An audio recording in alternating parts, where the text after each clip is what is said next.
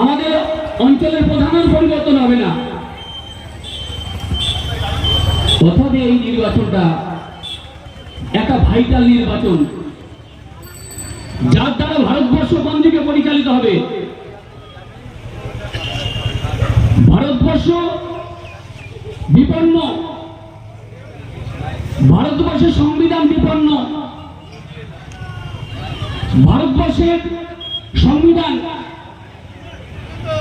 আমরা যারা political science একটু পড়েছি, ভারতবর্ষের সংবিধান, ভারতবর্ষের গণতন্ত্র বিশ্বের মধ্যে সবচেয়ে বড় গণতন্ত্র।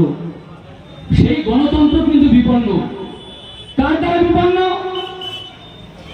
একটা সাম্প্রদায়িক দল। ভারতবর্ষ স্বাধীনতা লাভের পরে একটা সাম্প্রদায়িক দল, যাকে আমরা দিল্লির মসনদে বসিয়েছি, তারা এই ভারতবর্ষের গণতন্ত্র সাম্প্রদায়িক কথা। গণতন্ত্র কথার অর্থে সকলের সমান অধিকার। আমাদের দেশে, ভারতবর্ষে সকলের সমান অধিকার, কিন্তু একটা দল বিজেপি, ভারতীয় জনতা পার্টি, যার নেতা নরেন্দ্র মোদী, যার নেতা অমিত শাহ, তারা এই ভারতবর্ষকে ধর্মের সুশ্রুতি দিয়ে ভারতবর্ষটাকে টুকরো টুকরো করে দিতে চাইছে। তাই তো আজকে আমাদের বুদ্ধিজীবী সম্প্রদায় তারা দেশ বাঁচাও গণমোর্চা করেছে। আমি তাদের কুর্নিশ জানাবো, তাদের স্যালুট জানাবো, কারণ তারা বুঝতে পেরেছে এই নির্বাচন শুধু একটা মুখ্যমন্ত্রী পরিবর্তন নেই, একটা প্রধানের পরিবর্তন নেই। এই নির্বাচন আগামী দিন ভারতবর্ষ গণতন্ত্র থাকবে কিনা।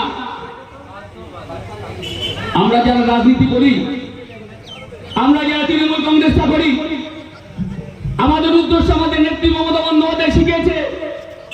আমরা প্রত্যেকটা জায়গায় একটা কথাই বলে থাকি, আমাদের নেত্রীর নাম মমতা বন্দ্যোপাধ্যায়, দল তৃণমূল কংগ্রেস। উন্নয়নের প্রতীক, শান্তির প্রতীক। আমরা চাই উন্নয়ন এবং শান্তি।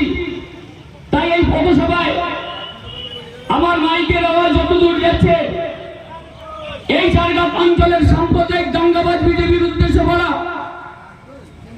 আপনারা ভারতবর্ষ তথা বাংলা তথা এই চারঘাটে শান্তি বিঘ্নিত করছেন।